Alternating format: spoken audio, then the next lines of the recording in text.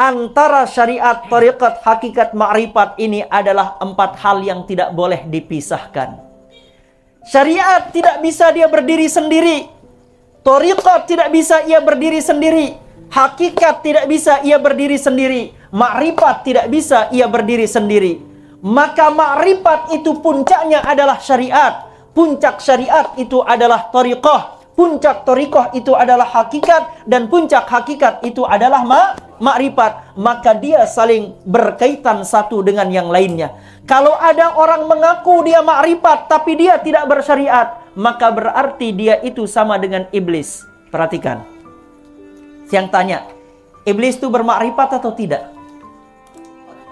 Iblis itu bermakrifat, dia kenal Allah? Dia kenal malaikat Jibril? Dia kenal Nabi Muhammad? Semua dia kenal, bahkan lebih kenal dia daripada kita. Tapi yang jadi pertanyaannya adalah, apakah iblis bersyariat?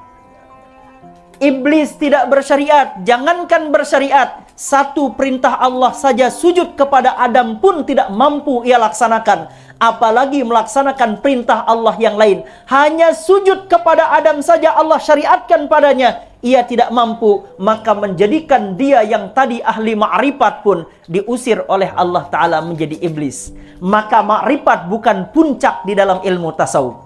Paham gak? Jadi 4 hal inilah yang harus ada dalam ilmu tasawuf.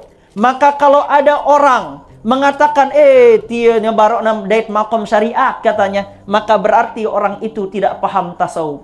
Oh, dia masih dengan tarekat, mun itu ada itu level hakikat. Maka orang itu berarti tidak paham tasawuf. Kalau dia mengatakan, dia sibuk-sibuk si hakikat doang, dia paham makrifat, maka dia orang yang tidak belajar tasawuf.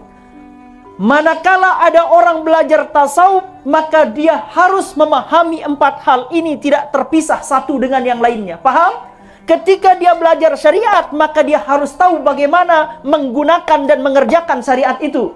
Contoh, tahu kita sholat itu wajib, nggih? Berapa rukun sholat? 13, nggih? Rukun sholat 13, membatalkan sholat sudah jelas juga, syarat sah sholat sudah jelas juga, tinggal melaksanakan sholatnya itulah yang dinamakan dengan thariqah. Lalu untuk apa sih sholat? Menghadap kepada siapa kita sholat? Menghadap kepada Allah. Sekarang ditanya, Allah itu namanya apa?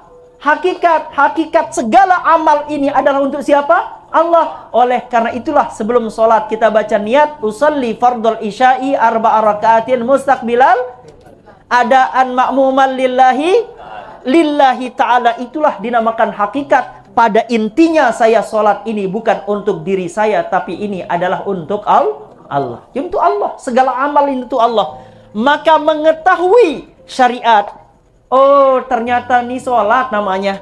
Mengetahui bagaimana cara mengerjakan sholat yang benar dan khusyuk. Kemudian mengetahui untuk apa dan untuk siapa kita sholat. Itulah yang dinamakan dengan ma'rifat. Jadi dia satu kesatuan yang tidak terpisahkan. Jadi haruslah orang yang bersyariat itu juga berthariqah. Haruslah dia juga berhakikat, haruslah dia juga bermakrifat. Begitu juga orang yang berthariqah, harus dia berhakikat, harus dia bermakrifat, dan haruslah ia bersyariat. Orang yang berhakikat juga harus bermakrifat, harus bersyariat, harus berthariqah. Orang yang bermakrifat pun harus bersyariat, berthariqah, dan berhakikat. Tidak dia putus rantai yang 4 ini. Kalau dia putus salah satu, maka dia akan menjadi mangsa dari iblis, laknatullahi alaih. Paham nggih?